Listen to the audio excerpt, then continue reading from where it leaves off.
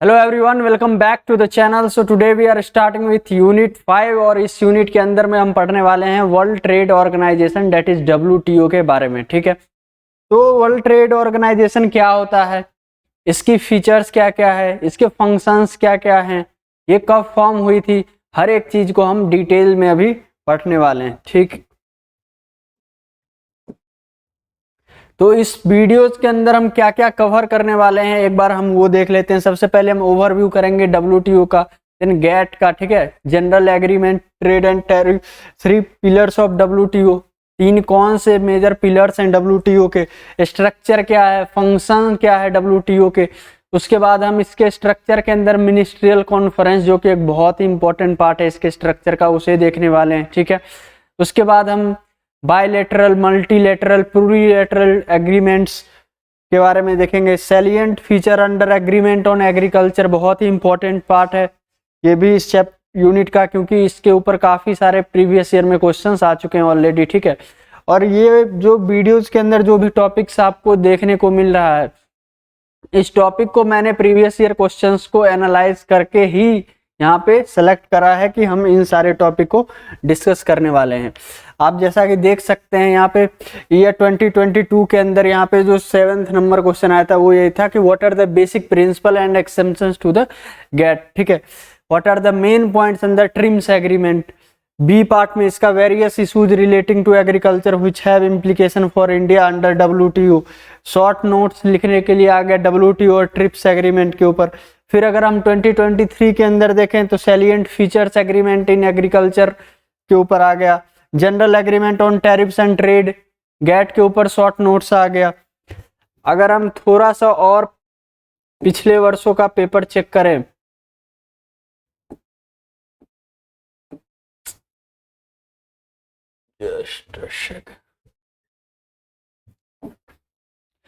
यहाँ पे 2019 के अंदर एक क्वेश्चन आया था, what are the basic features of WTO। WTO के बेसिक फीचर्स क्या क्या हैं, briefly explain salient features under agreement of for agriculture.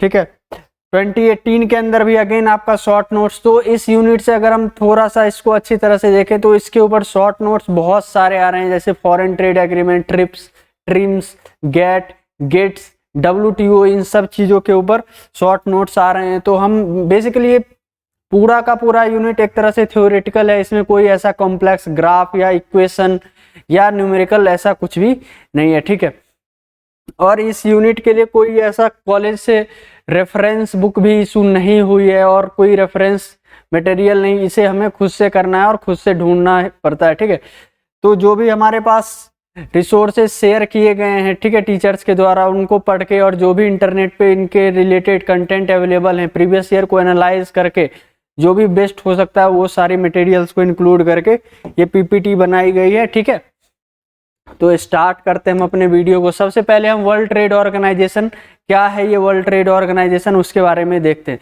तो ये सबसे पहले एक ऑर्गेनाइजिंग और we can say governing body है, जिसका काम है कि एक स्मूथली वर्ल्ड लेवल पे ट्रेड हो सके। सिंपल शब्दों में हम अगर समझे तो organization function as a central body that facilitates global trade. ठीक है, इसका काम है कि ग्लोबल ट्रेड अच्छी तरह से हो पाए हमारा। ठीक है, और ये स्टैब्लिश कब हुई थी, ये 1995 जो कि इंडिया के पर्सपेक्टिव से देखे तो काफी इंपॉर्टेंट ईयर है। हमें पता है 1995 के अंदर LPG रिफॉर्म आया था और उसी टाइम पे WTO का भी एस्टैब्लिशमेंट भी हुआ था। और इससे पहले क्या था, अगर हम गेट क्या है, गेट कुछ भी नहीं है, जिसका गेट जो कि फुल फॉर्म है general agreement on tariff and trade. ठीक है, तो गेट कुछ भी नहीं है, ये WTO का जस्ट प्रीडिसर है। ठीक है, WTO से पहले जो ऑर्गेनाइजेशन थी, उससे पहले जो बॉडी थी वो गेट थी। वो कब एस्टैब्लिश हुई थी, वो 1947 के दौरान एस्टैब्लिश हुई थी। और 1947 किस चीज के लिए फेमस है, ऑब्वियसली इंडियन इंडिपेंडेंस के लिए फेमस तो है ही, साथ ही वर्ल्ड वॉर 2 के बाद गेट का एस्टैब्लिशमेंट हुआ था। ठीक है, तो गेट पे हम पहले जब आएंगे उससे पहले हम एक बार WTO के बारे में और अच्छी तरह से देख लेते हैं। तो इसका जो हेडक्वार्टर है और जहां पे ये एस्टैब्लिश हुई थी वो जगह का क्या नाम है, जेनेवा। ठीक है, जेनेवा स्विट्जरलैंड में ये हेडक्वार्टर्ड है। ठीक है, It came into existence on January 1, 1995 as a successor to the general agreement on tariffs and trade. GATT का जैसा कि मैंने बताया गैट का ये सक्सेसर है, ठीक है। इससे पहले गैट थी, गैट खत्म हुई 1994 में और 1995 के अंदर हमारा ये एस्टैब्लिश हुआ। WTO was establish bye 123 member countries. जब ये एस्टैब्लिश हुई उस टाइम 123 मेंबर कंट्रीज इसके थे, ठीक है। और अभी तो ऑलमोस्ट 164 के अंदर पहुंच गई है, ठीक है। It deals with international trade in goods, trade in services and trade in intellectual property rights. It deals with rules of trade between member nation at global level. It enjoys privileges and immunities similar to UNO, IMF and World Bank जैसे जो भी global countries, जो भी global organisation है, इन सब के तरह ये भी प्रिविलेजेस, जो भी प्रिविलेजेस इन सबको मिल रही है, सिमिलर प्रिविलेजेस WTO को भी मिल रही है, ठीक है। The WTO provides a common platform to negotiate trade agreements among member countries. जो भी इसके मेंबर कंट्रीज हैं उन सब के बीच स्मूथली ट्रेड हो पाए, ये एक कॉमन प्लेटफॉर्म देती है जहाँ पे सब लोग इजीली अपने ट्रेड एग्रीमेंट्स को शेयर करें और एक नेगोशिएशन करें ताकि स्मूथली ट्रेड हो पाए, ठीक है। The WTO comprises 164 member states. Currently, there are also observer states that are not signatories to the WTO agreement, and they do not, और यहाँ पे कुछ observer states भी हैं, ठीक है, and they do not participate in free trade. Next हमारा General Agreement on Tariffs and Trade, that is GATT. GATT क्या है?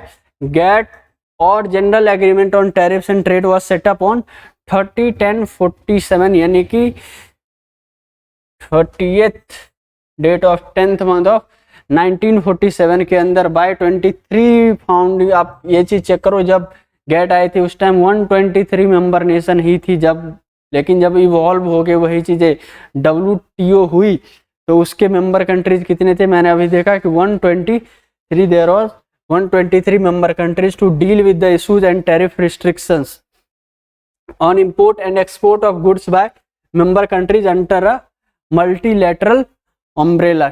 It is a treaty minimizing barriers to international trade by eliminating or reducing quota tariffs. हमने अपने previous unit में देखा है कि quota tariffs जो भी trade barriers हैं उसके कारण इंटरनेशनल ट्रेड इतनी अच्छी तरह से नहीं हो पाती थी। तो गैट को इसलिए लाया गया था ताकि हम इंटरनेशनल ट्रेड को एक बूस्ट दे सके, हमारा इंटरनेशनल ट्रेड स्टिमुलेट हो पाए। इसी के कारण गैट को लाया गया ताकि जो भी ट्रेड बैरियर्स हैं और नॉन टैरिफ ट्रेड बैरियर्स हैं, जैसे कि कोटा हो गया, टैरिफ बैरियर जैसे कि टैरिफ और सब्सिडी जैसे चीजें हैं, सस्पेंड किया जा सके और इंटरनेशनल ट्रेड स्मूथली फ्रीली हो पाए, ठीक। नेक्स्ट पॉइंट हमारा है GATT was expanded and refined over the years leading to creation in 1995 of the world trade organization. हमने अपने प्रीवियस स्लाइड पे भी देखा कि गैट जो है विथ टाइम इवॉल्व होती गई और 1995 के अंदर इसी चीज को रिफॉर्म करके, इसी चीज को इवॉल्व करके हमने WTO का फॉर्मेशन किया। Which observe the organization created to implement GATT. By then 125 nations were signatories to its agreement which covered about 90% of the global trade. 90% of the global trade cover हो रही थी। Obviously there are 200 countries जिसके अंदर से 125 countries तो GATT और we can से WTO के मेंबर बन चुके थे बाय 1995। तो 90% of the global trade WTO के अंदर कवर हो रही थी। Next point, in the early years, the GATT trade rounds concentrated on reducing tariff. Then the Kennedy round in the mid-60s brought about a GATT anti-dumping agreement. The Tokyo round during the 70s was first major attempt to tackle non-tariff barriers and to improve the system. The 8th and the Uruguay round of 1986-1994 was the latest and most extensive of all. It led to formation of the WTO and new set of agreement. तो सबसे पहला जो agreement था उसके अंदर हमारा क्या था? सबसे पहला एग्रीमेंट के अंदर ये था कि हम टैरिफ को जितना हो सके उतना रिड्यूस करें। उसके फर्दर राउंड के अंदर नॉन टैरिफ बैरियर जैसे कि कोटा है उन्हें भी एलिमिनेट कर दिया गया। देन विथ टाइम और आगे गई और एंटी डंपिंग एग्रीमेंट हमने पढ़ रखा अपने प्रीवियस यूनिट के अंदर भी कि जब भी कोई कंट्री अपने गुड्स को किसी दूसरे नेशन में जाके बहुत ही जो यूजुअल प्राइस है उससे बहुत ही लोअर प्राइस पे अगर सेल करती है तो हम उसे डंपिंग कहते हैं। और उसी चीज से बचने के लिए हर एक नेशन अपना एक एंटी डंपिंग एग्रीमेंट साइन करती है और एंटी डंपिंग एग्रीमेंट लाती है, ताकि कोई भी दूसरा नेशन उस कंट्री पर्टिकुलर होम नेशन के क्षेत्र में जाके वहां पे कोई भी ऐसा गुड्स विथ लोअर प्राइस, जो कि यूजुअल प्राइस से बहुत कम है, उस तरह की काम ना करे। ठीक, नेक्स्ट हमारा है pillars of WTO। There are 3 pillars of world trade organization. Check करते हैं। सबसे पहला मोस्ट फेवर्ड नेशन।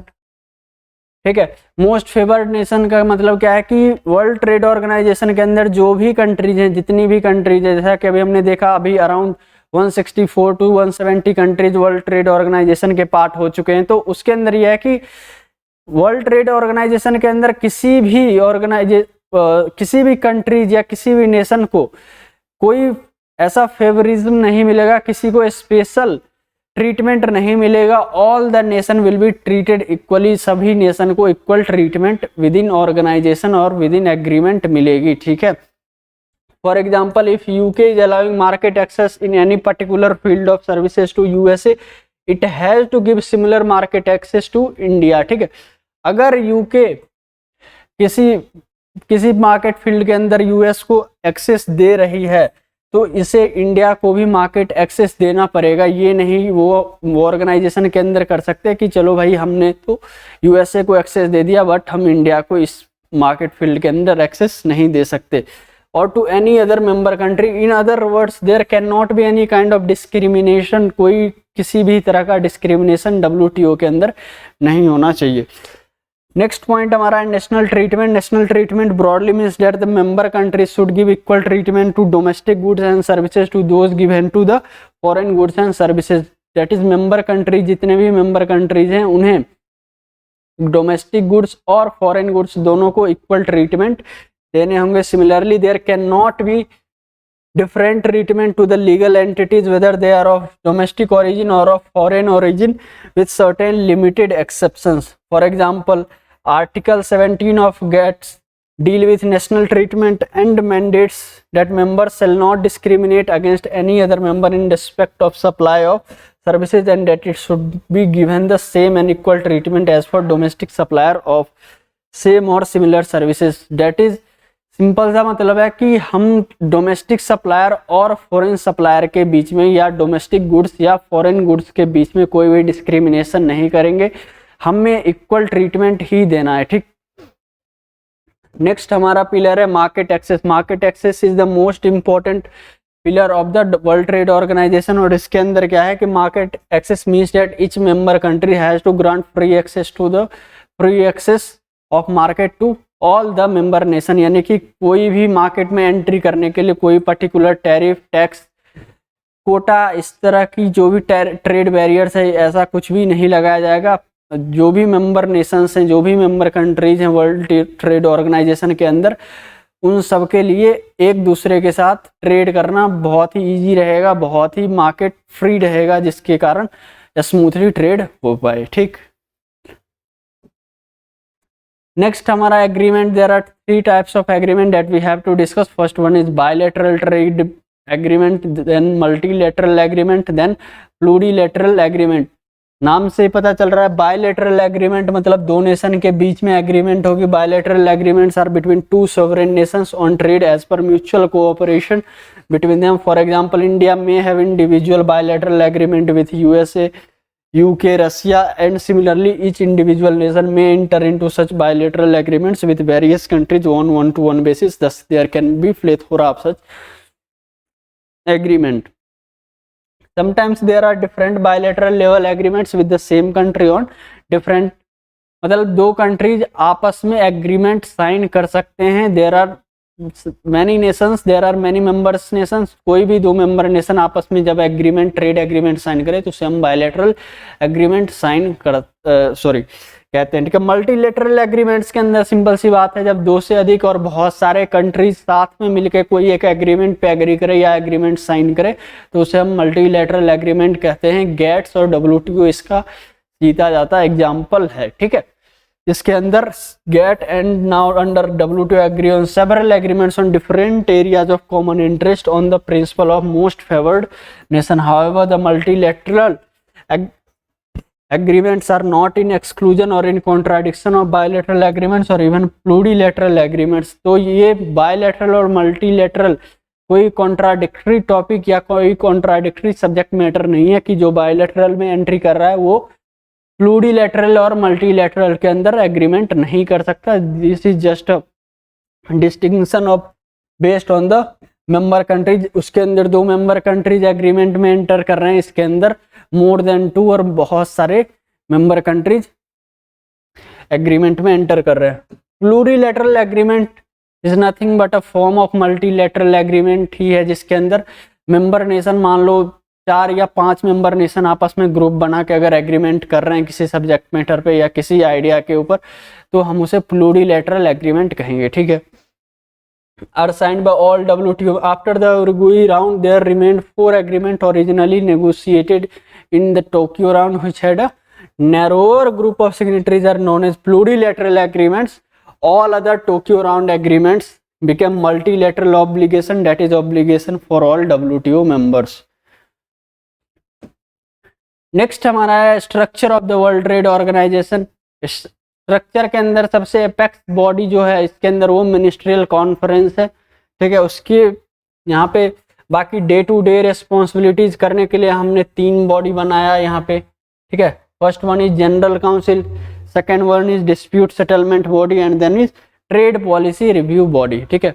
नाम से पता चल रहा है कि इन लोगों का क्या फंक्शन है, इन लोगों का क्या काम है. ऑल्दो हम एक बार डिटेल में इन चीज़ों को भी देखेंगे. मिनिस्ट्रियल कॉन्फ्रेंस बहुत इंपॉर्टेंट है. डायरेक्ट शॉर्ट नोट्स पूछ लिए जाते हैं, डायरेक्ट क्वेश्चन हमने देखा अभी जस्ट कि डायरेक्ट इसके ऊपर क्वेश्चंस आ रहे हैं. ठीक है. Ministerial conference are nothing but the highest decision making body of the WTO. It is a world parliament on all trade related issues. जैसे एक कंट्री के अंदर पार्लियामेंट होता है जो कि हर एक लॉ रूल्स रेगुलेशन जहाँ फॉर्म हो रही है, जहाँ पे डिस्कशन हो रही है, कहाँ पे कौन सी चीज़ें लागू होनी चाहिए, उसी तरह वर्ल्ड ट्रेड के अंदर जो एक बॉडी है जो ये सारी चीज़ें एग्रीमेंट, लॉ, रूल्स, कहाँ पे कितना कोटा, कहाँ पे क्या टैरिफ लगनी चाहिए या नहीं लगनी चाहिए, फ्रीली ट्रेड होनी चाहिए, जो इन सब चीज़ों को देखता है और एक बेटर डिसीजन लेता है, उसे ही हम मिनिस्ट्रियल कॉन्फ्रेंस कहते हैं. It's like a parliament of a country. Got it? Next, which are the subject matter of the WTO? It may also be termed as the highest legislature body of WTO, empowered to take any decision by consensus with equal voting right to each member. According to WTO regulation, there has to be one ministerial conference at every 2 years. हर 2 साल में एक ministerial conference होना ही होना चाहिए. Next point है WTO is headed by ministerial conference. इसे जो head करती है बॉडी WTO को जो हेड करते हैं उसे हम मिनिस्ट्रियल कॉन्फ्रेंस करते हैं. However there is a body जो डे टू डे रिस्पॉन्सिबिलिटीज भी कैरी आउट करती है. कौन कौन से बॉडीज है? सबसे पहला है जनरल काउंसिल. क्या है general council? Comprises the representative of all member countries and acts as a representative of ministerial conference when it comes to daily operation.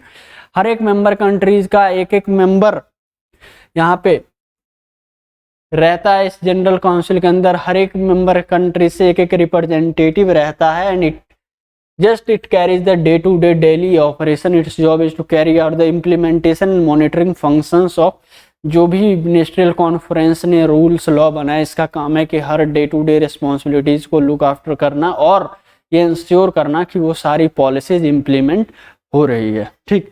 Then we have dispute settlement body. Dispute settlement body is nothing just इसका नाम से ही पता चल रहा है कि जो भी अगर डिस्प्यूट हो रही है ट्रेड पॉलिसी के कारण is a part of general council. General council के ही part and is responsibility for settling trade dispute between member state. There is also an appellate body where member states can appeal any decision made against them during a dispute settlement. तो dispute settlement के अंदर अगर कोई ऐसा decision लिया जाता है जो आपको लगता है एज अ मेंबर नेशन की ये हमारे अगेंस्ट है, तो आप अपीलिएट बॉडी के अंदर आप अपनी अपील भी रेज कर सकते हैं. Next, trade policy review body. Trade policy review body is also a part of General Council and is responsible for ensuring the trade policies of member states and in line with the goals of WTO. इसका काम है कि जो भी trade policy जो वो smoothly implement हो पा रही हो, साथ ही में जो भी ट्रेड पॉलिसी हो उसके अकॉर्डिंग जो भी एक्शंस लिए जा रहे हो वो इन लाइन होनी चाहिए गोल्स ऑफ WTO के, ठीक है। Member countries are required to inform the WTO about changes in their laws and trade policies. The body undertakes regular reviews of the policies to ensure they conform to the rules of WTO. This is part of monitoring function of the WTO and helps the WTO to adapt to the changing economic landscape. Next, function of the WTO. although अभी तक हमने इतना world trade organization के बारे में पढ़ लिया है कि हमें फंक्शन खुद ब खुद आ जाना चाहिए, but again trade negotiation it obviously its major function की facilitate world trade negotiation among countries by providing a framework to structure the agreement as well as providing dispute resolution mechanism. Next, implementation and monitoring. dispute settlement. जो भी law policies बन रही है वो implement हो time से, सही तरह से सारे कंट्रीज से फॉलो करे और एक स्मूथ ट्रेड ग्लोबल लेवल पे हो रहे हो, ठीक है।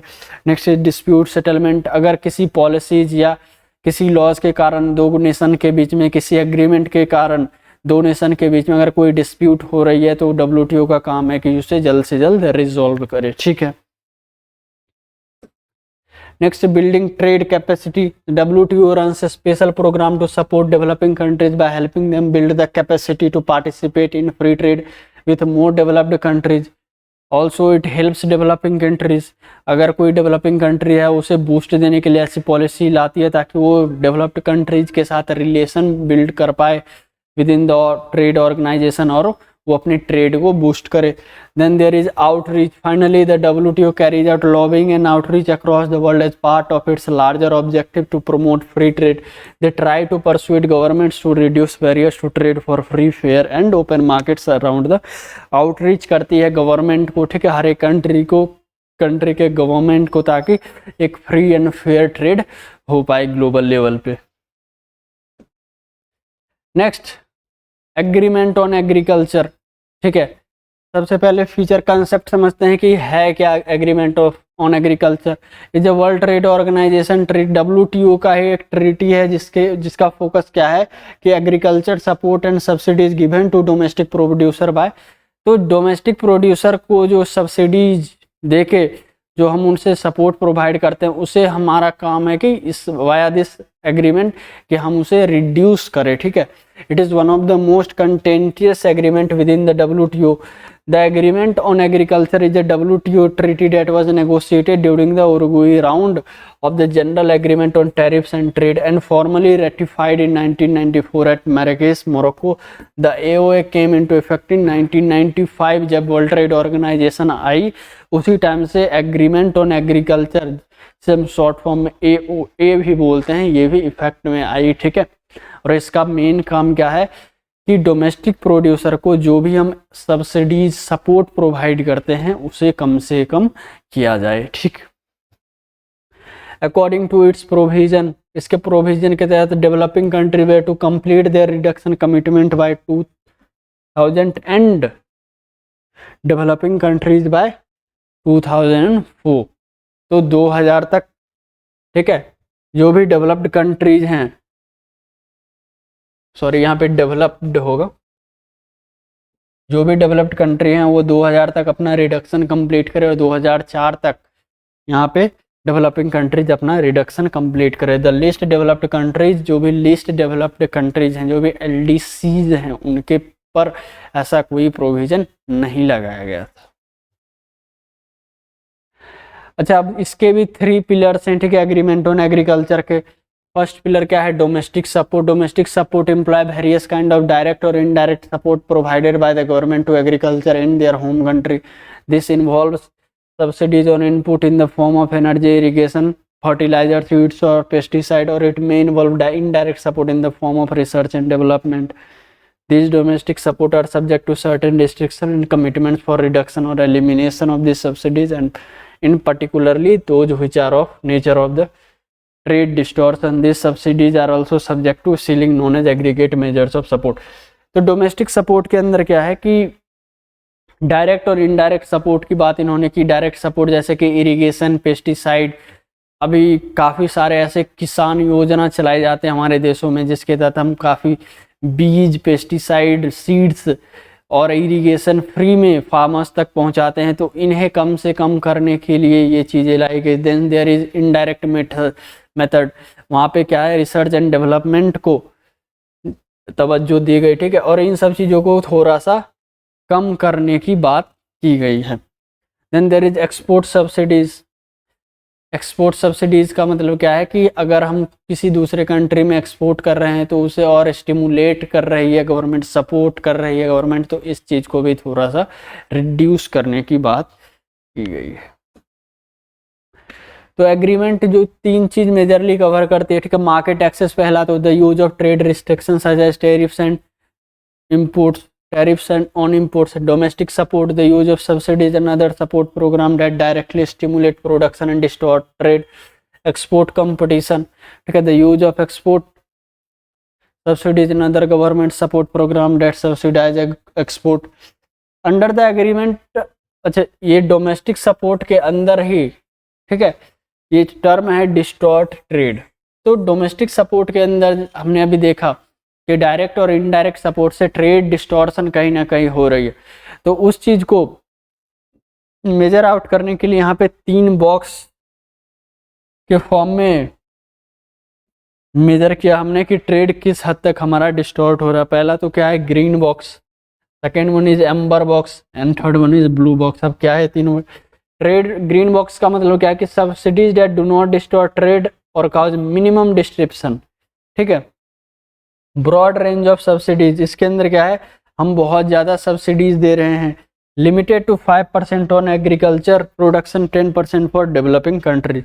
तो यहाँ पे जब बहुत ज़्यादा हम सब्सिडीज प्रोवाइड कर रहे हैं तो ये चीज़ें यहाँ पे लिमिट कर दी गई है कि हम 5% तक ही एग्रीकल्चर प्रोडक्शन में हेल्प कर सकते हैं। ब्लू बॉक्स क्या है, broad range of subsidies allowed but must be designed to minimise trade distortion, और इसके अंदर भी कोई लिमिट नहीं है।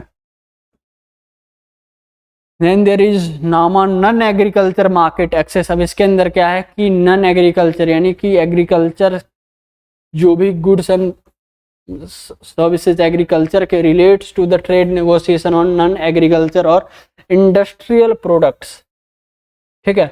In the NAMA negotiation, WTO members discuss the terms or modalities for reducing or eliminating custom tariff and non-tariff barrier on trade in industrial product। जो है उसके ऊपर क्या डिसीजन लेना चाहिए, क्या पॉलिसी सेटलमेंट होनी चाहिए, क्या लॉज होनी चाहिए, इन सब चीज़ों के ऊपर नामा एग्रीमेंट्स के तहत हम डिस्कस करते हैं। The product covers products textile, clothing, leather, ठीक है, सेरामिक्स, ग्लासवेयर, इंजीनियरिंग प्रोडक्ट्स, यानी कि जो भी इंडस्ट्रियल प्रोडक्ट हैं वो सारी चीज़ें। On tariffs, the negotiation take place on the bound tariff which are bindings taken during the negotiation at WTO, ठीक है। In the NAMA negotiation there are tariffs on which no bindings have been taken and these are known as unbound tariff lines.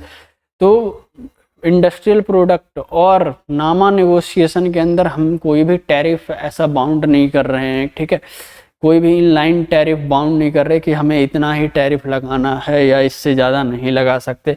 Based on the commitments taken by India at the commencement of Doha round in 2001, India has more than 31% of it NAMA tariff lines as unbound. Then there is GATS, ये क्या है, general agreement on trade related services. GATS deal with agreement on trade in services, that is services relating to banking, insurance, information technology, telecom, health, education, etc. तो यहाँ पे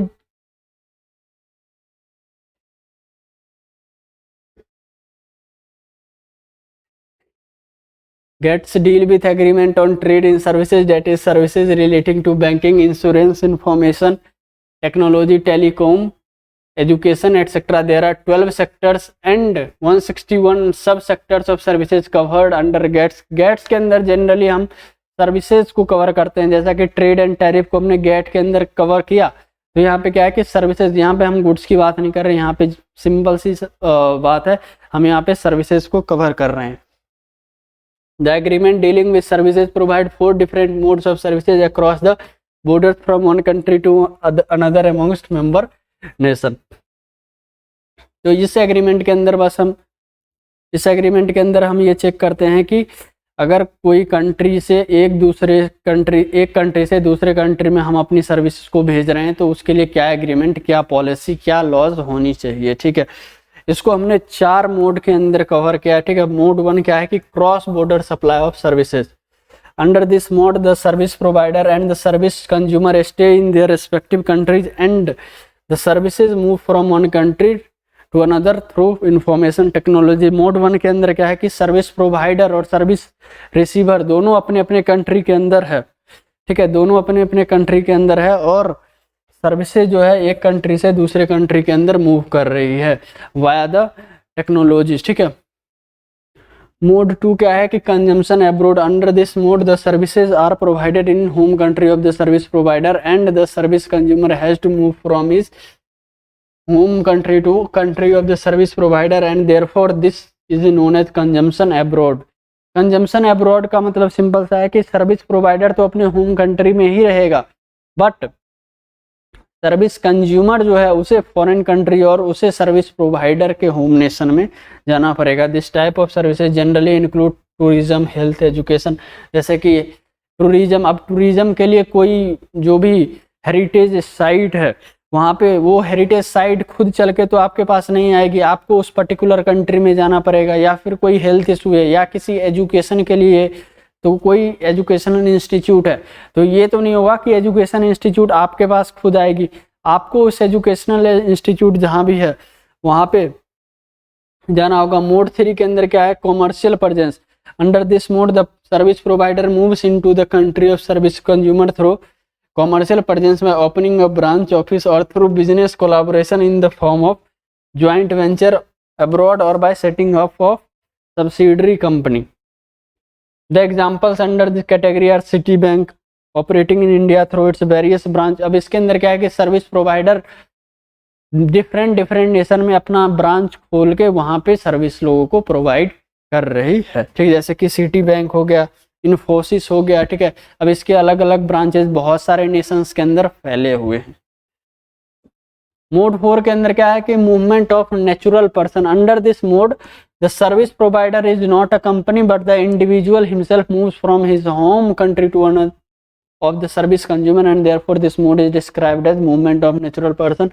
This involve issue of visa for temporary stay of the person and member countries of WTO are thinking of issuance of GATS visa for a specific types of service for which commitments are being made by them for free movement। इसका मतलब क्या है कि अब mode 4 के अंदर क्या है कि सर्विस प्रोवाइडर जो है, ये पहली बात तो ये कोई फिजिकल एंटिटी नहीं है, ये कोई ऑर्गेनाइजेशन नहीं है, ये एक इंडिविजुअल है जिसे कि सर्विस कंज्यूमर के घर तक खुद चल के जाना है। सिंपल सी बात है। ठीक है, जैसे कि एग्जांपल के लिए यहाँ पे हो गया issue of visa for temporary stay of the person. ठीक, नेक्स्ट आपका trade related aspect of intellectual property right, trips. ये भी शॉर्ट नोट्स के अंदर आ रहा था। इसके अंदर क्या है कि इंटेलेक्चुअल प्रॉपर्टी राइट्स हमें पता है क्या क्या, पेटेंट, ट्रेडमार्क, ठीक है, ये सारी चीज़ें, कॉपीराइट, इन सब चीज़ों को प्रोटेक्ट करने के लिए जो एग्रीमेंट साइन हो रही है। ठीक है, सेम ट्रिप्स कह रहे थे। Main feature of trips agreement include uniformity in patent and other IPR regulation bye all member countries. The distinguishing feature of trips agreement is that it provide for granting protection for intellectual property right। It plays a central role in facilitating trade in knowledge and creativity, in resolving trade dispute over intellectual property and in assuring WTO members the latitude to achieve their domestic policy objective। intellectual property rights के कारण जो भी dispute हो रही है वो ना हो, इसके लिए हम ट्रिप्स को लाए। ठीक है, ट्रिम्स वही क्या है, रिलेटेड इन्वेस्टमेंट मेजर। ठीक है, इसके अंदर क्या है, recognise that certain investment measures can restrict and distort trade कुछ इन्वेस्टमेंट मेजर है जो कि रिस्ट्रिक्ट और ट्रेड डिस्टॉर्शन का कारण बन सकती है। तो इसी चीज़ को रिकॉग्नाइज और इसी चीज़ को रिजॉल्व करने के लिए WTO मेंबर्स ने क्या किया, it states that WTO members may not apply any measure that discriminates against for foreign products or that leads to quantitative restriction, both of which violate basic WTO principle. A list of prohibited trims such as local content requirement is part of agreement. The trims committee monitors the operation and implementation of the agreement and allows members the opportunity to consult on any relevant matter. investment से related कोई भी doubt queries हो तो वो WTO की तरफ जाके हम अपना रिजॉल्व कर सकते हैं, ठीक है। कोई भी मेंबर नेशन, जो भी मेंबर नेशन है WTO के अंदर, इनके बीच में कोई भी इन्वेस्टमेंट से रिलेटेड कोई भी डिस्प्यूट ना हो, इन चीज़ों को इंश्योर करने के लिए हमने ट्रिम्स को लाया, ठीक है। Okay guys, that's it for the session. Thank you so much.